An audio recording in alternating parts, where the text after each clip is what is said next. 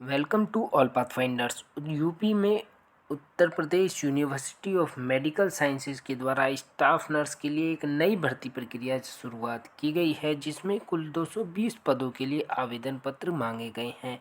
इस सेशन में हम स्टाफ नर्स की जो रिक्रूटमेंट है, इसके संपूर्ण नोटिफिकेशन को डिस्कस करने वाले हैं, जिसमें हम योग्यता को देखेंगे, शुल्क क्या है, सिलेबस क्या दिया गया है और एग्ज़ाम कब कंडक्ट कराया जाएगा, और सबसे महत्वपूर्ण कि आपको आवेदन किस प्रकार से करना है। तो चलिए सीधा हम यूनिवर्सिटी की ऑफिशियल साइट पर चलते हैं और नोटिफिकेशन को देखते हैं। उससे पहले यदि आप चैनल पर नए आए हैं तो चैनल को सब्सक्राइब कर लीजिए, बेल आइकन दबाना बिल्कुल मत भूलिए।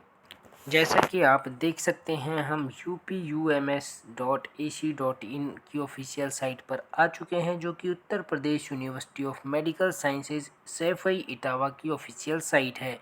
यहाँ पर आप जैसे ही इसको ओपन करेंगे, आपको सबसे पहले आपकी स्क्रीन पर दिखाई देगा रिक्रूटमेंट ऑफ स्टाफ नर्सिस पर क्लिक करने के बाद सीधा रिडायरेक्ट हो जाएगा इसके ऑफिशियल पेज पर, जहां से आप अपना रजिस्ट्रेशन कर सकते हैं। यहाँ देख सकते हैं click here for new registration, और यहाँ पर अगर आपने पहले से रजिस्ट्रेशन किया हुआ है तो आप लॉगिन कर सकते हैं। तो उससे पहले हम अपना रजिस्ट्रेशन करने से पहले डिटेल नोटिफिकेशन को देख लेते हैं, जो कि आपकी स्क्रीन पर ये रहा। इस नोटिफिकेशन को ऑफिशियल साइट से ही डाउनलोड किया गया है। Uttar Pradesh university of medical sciences Saifai Etawah common eligibility test CET 2022-23 for recruitment of staff nurse online application is invited for the online computer based common eligibility test 2022-23 for the recruitment of staff nurse at level 07 in the P matrix। आप यहाँ देख सकते हैं 44,900 से लेकर 1,42,400 इसमें salary होने वाली है। लेवल 6 की ये जॉब होगी, जो कि स्टाफ नर्स की है, और ये परमानेंट जॉब है। अभी तक जो NHM की भर्ती प्रक्रिया चल रही है, जिसका संपूर्ण विश्लेषण आपको चैनल पर मिल जाएगा। कट ऑफ क्या हो सकती है सभी शिफ्ट के क्वेश्चन के साथ साथ, वो भर्ती प्रक्रिया कॉन्ट्रैक्ट के बेसिस पर है। लेकिन ये जो भर्ती प्रक्रिया है परमानेंट है, और ये बहुत अच्छा चांस है, क्योंकि इसमें सैलरी भी बहुत अच्छी खासी मिलने वाली है, क्योंकि लेवल 7 की ये जॉब है।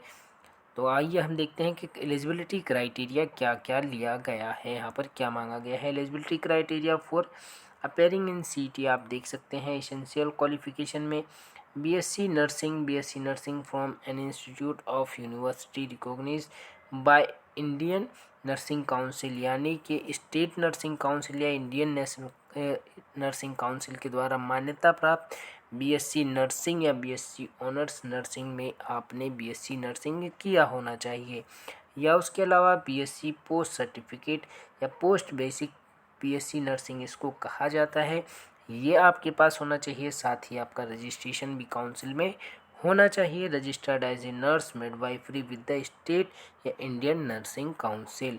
या अगर आपके पास या तो ये योग्यता होना चाहिए, या फिर आप देख सकते हैं आपके पास यहाँ ये होना चाहिए diploma in general nursing midwifery from an institute nursing council recognise institute, यानी या तो फिर आप GNM की हो, जो कि सेम ही योग्यता आपकी उसमें मांगा गया था। NHM की जो योग्यता मांगी जाती है वही सेम इसमें भी मांगा गया है, लेकिन आपके पास GNM है तो उसके साथ आपको एक्सपीरियंस भी होना चाहिए 2 इयर्स का मिनिमम 50 बेड के हॉस्पिटल्स के लिए।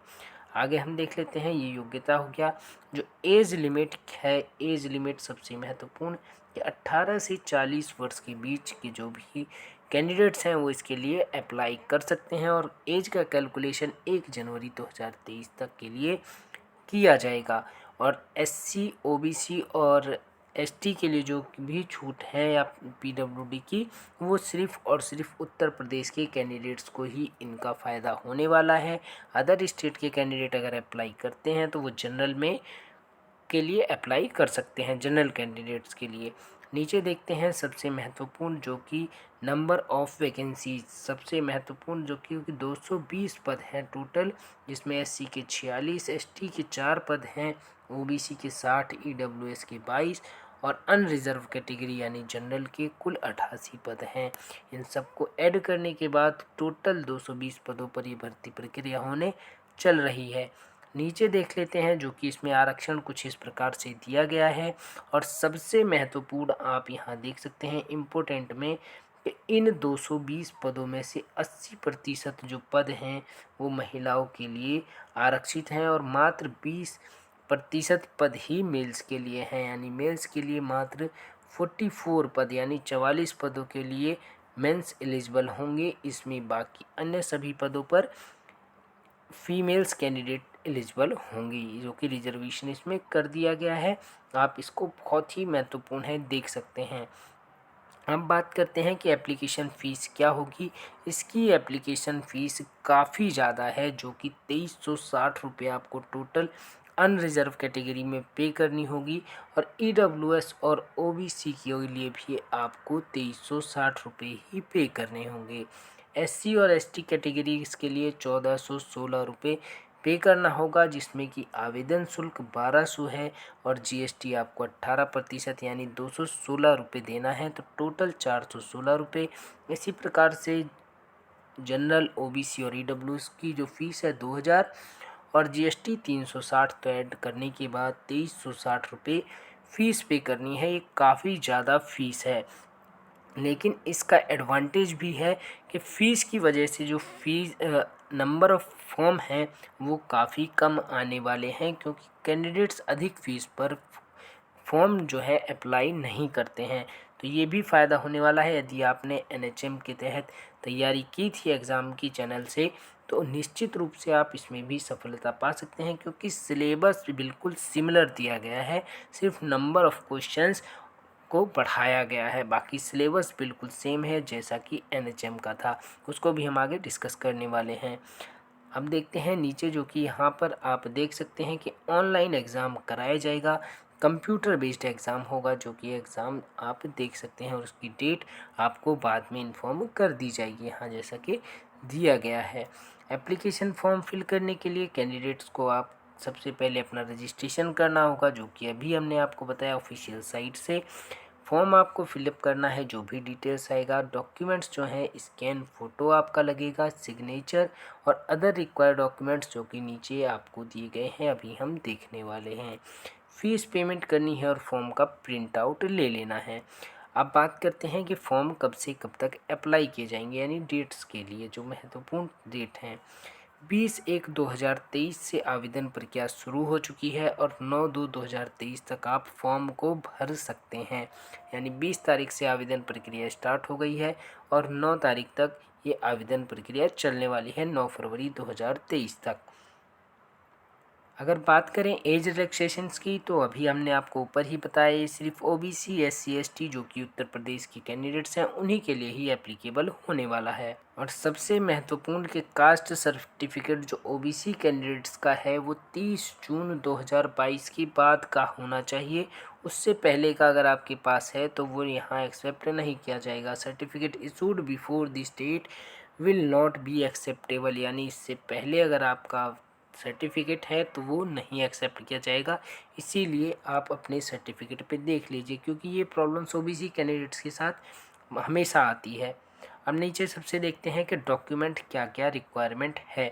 सबसे पहले आपको लेटेस्ट फोटोग्राफ होना चाहिए, साइन होगा, certificate showing date of birth, यानी आपकी 10th की मार्कशीट इसके लिए बिल्कुल एप्लीकेबल है कि आपकी डेट ऑफ बर्थ का जो सर्टिफिकेट होगा। कास्ट सर्टिफिकेट एससी एसटी और ओबीसी कैंडिडेट्स के लिए, ईडब्ल्यूएस के लिए। डिसेबिलिटी सर्टिफिकेट आपका अगर डिसेबल्ड है पर्सन है, यानी पीडब्ल्यूबीडी के लिए आप इसके लिए भी सर्टिफिकेट होना चाहिए। Educational qualification marksheet high school intermediate और प्रोफेशनल क्वालिफिकेशंस, यानी जो आपने नर्सिंग वगैरह की है बीएससी की, उसकी भी मार्कशीट होनी चाहिए। Indian Nursing council state council का रजिस्ट्रेशन सर्टिफिकेट होना चाहिए। और अगर आप जीएनएम के तहत हैं तो आपका experience certificate, any other certificate अगर आप कोई लगाना चाहते हैं तो। ये ऑप्शनल होता है, ये अब मैंडेटरी नहीं है कि आपने अलग से कोई कोर्स किया है तो बिल्कुल आप सबमिट कर सकते हैं, अदरवाइज़ कोई ज़रूरत नहीं है। दोज कैंडिडेट आर एम्प्लॉयड, यानी अगर जो कोई पहले से काम कर रहे हैं तो उनको एनओसी देनी होगी, नॉन ऑब्जेक्शन सर्टिफिकेट। तो ये टोटल आपके डॉक्यूमेंट्स से जो आपको रिक्वायरमेंट था। अब सबसे महत्वपूर्ण बात कर लेते हैं कि पेपर पैटर्न क्या होने वाला है। तो पेपर पैटर्न आप देख सकते हैं 200 नंबर 200 MCQs आएंगे और टोटल एक क्वेश्चन 3 मार्क्स का होगा, यानी 600 मार्क्स का आपका टोटल एग्ज़ाम होने वाला है, जिसमें कि 30 मार्क्स का आपका general English, general knowledge, current affair, reasoning और मैथमेटिक्स आएगा, जैसा कि NHM में 20 मार्क्स का आया था। और 170 मार्क्स का आपका नर्सिंग से रिलेटेड सब्जेक्ट्स होंगे, जिसमें कि आपका 1/3 की इसमें नेगेटिव मार्किंग होगी, यानी 1/3 अगर आपका एक क्वेश्चन गलत होता है तो 1 अंक काट लिया जाएगा, क्योंकि एक क्वेश्चन 3 मार्क्स का है। तो यहाँ पर नेगेटिव मार्किंग का भी प्रावधान है। और मिनिमम क्वालिफाइंग जो मार्क्स हैं वो जनरल, EWS और OBC के लिए 50% है और SC/ST के लिए 45% है, यानी 600 में से अगर आप जनरल, OBC या EWS में हैं तो 300 मार्क्स आप स्कोर करेंगे और तभी आपको क्वालिफाई माना जाएगा। ये मिनिमम क्वालिफाई की मार्क्स है, इसके ऊपर ही कट ऑफ लगने वाली है। अब देखते हैं जो कि महत्वपूर्ण है सिलेबस। जो सिलेबस है, कंप्लीट सिलेबस यहाँ पर है, आप स्क्रीनशॉट ले सकते हैं। जनरल इंग्लिश के 10 क्वेश्चंस आएंगे 30 मार्क्स के, जनरल नॉलेज के 10 क्वेश्चन, रीजनिंग के 10 और मैथ के 10 क्वेश्चन होंगे। एनाटमी फिजियोलॉजी के भी 15 क्वेश्चन, फिजियोलॉजी एंड साइकोलॉजी के 15, इसी तरीके से अन्य सब्जेक्ट्स में 15-15 का डिवीज़न है। और सबसे ज़्यादा वेटेज आपका फंडामेंटल नर्सिंग और फर्स्ट एड का है, जो कि 20 मार्क्स का है। इस प्रकार से टोटल 200 क्वेश्चन 600 मार्क्स के लिए एग्ज़ाम होने वाला है। आई होप दोस्तों ये कंप्लीट डिटेल आपको समझ में आई होगी। अगर कोई भी क्वेरी है तो बिल्कुल आप कमेंट कर सकते हैं, आपको रिप्लाई करने की पूरी कोशिश की जाएगी, जवाब पूरा दिया जाएगा। अगर इसके बाद भी आपका कोई भी क्वेरी है तो बिल्कुल आप उसको पूछ सकते हैं। और अगर आपने अभी तक चैनल को सब्सक्राइब नहीं किया है तो चैनल को सब्सक्राइब कर लीजिए, बेल आइकन दबाना बिल्कुल मत भूलिए। इससे संबंधित अन्य अपडेट्स के साथ आपको नेक्स्ट वीडियो में मिलते हैं, तब तक के लिए धन्यवाद।